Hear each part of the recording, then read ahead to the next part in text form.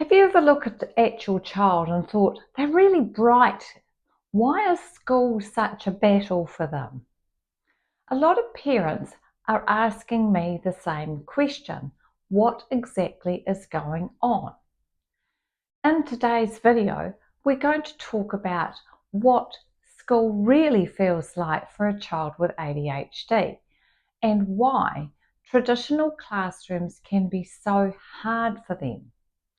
We'll look at what's actually happening when a child seems distracted, disruptive, or defiant. Why typical school strategies often don't work for these kids. Why or what these kids actually need to succeed. Whether you're a parent, a teacher, or someone who loves a child with ADHD, this will help you better understand what's really going on underneath the behaviour. So, what does ADHD look like in real life? Let me tell you about Charlie. Charlie is 7. He's bright, sensitive, and is full of energy, but school is really hard for him. He told me, maths is hard. I don't understand it. I don't know what I'm expected to do. Sometimes I talk to my buddy because I just get bored. Then my teacher gets mad. You could see the sadness and frustration in his eyes. He wasn't trying to misbehave. He was overwhelmed and disconnected. In my office, in my practice, Charlie quietly picked up some Lego-style toys and started building while he taught. He was really calm, engaged, and focused. He was answering all the questions, and it wasn't magic. It was just the right environment for his brain. Why are traditional classrooms so difficult for ADHD brains? In most classrooms, children are expected to sit still for long extended periods, listen without moving, follow multi-step instructions, tune out distractions, do academic work while self-regulating their body. For many ADHD learners, that's like asking a fish to climb a tree. They're not being difficult, they're doing their best to cope in an environment that doesn't fit how their brain works. So, what does ADHD behaviour really mean? When we look at these kids with curiosity instead of judgment, the behaviour starts to make sense. They talk during instruction because they're lost and trying to reconnect, or they're buzzing with ideas.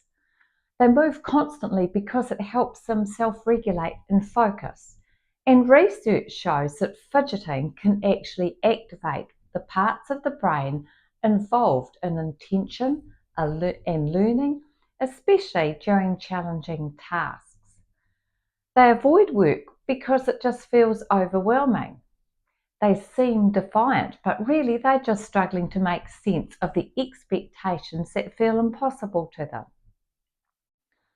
Why do ADHD kids seem to challenge authority?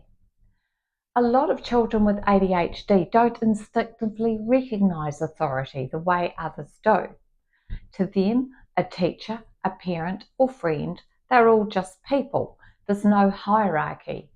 So they might question rules, push back, challenge instructions, not that because they're being disrespectful, but because their brain isn't wired to follow the rules without understanding the why. This can often create tension in schools where compliance is expected without question. However, when we understand this trait, we can respond in ways that help the child feel seen but not shamed. What do these kids actually need to succeed? Here's some of the most helpful supports. Movement integrated into learning. Visual and hands-on teaching before abstract concepts. Short, clear instructions with check-ins. A predictable structure that creates safety, not restriction.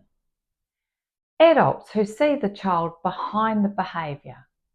This doesn't mean we lower the expectations, it means we change the way we deliver expectations. Charlie spent an hour in my office that day. He built, he talked, he focused in a way his mum hadn't seen in months. He didn't change because he tried harder, he changed because we created an environment that fit his way of thinking and fit him. If this sounds like your child and you want to understand their learning style, I can help you. Visit dyslexiaunpuzzled.co.nz to explore a free learning test, practical resources, and our individual programs designed around how your child's brain actually works. Every child deserves to feel like school is a place they belong, not a place they have to survive. If this video was helpful to you, please like it, subscribe, or share it with someone who might need to hear this message. It really helps others to find the support that they're looking for.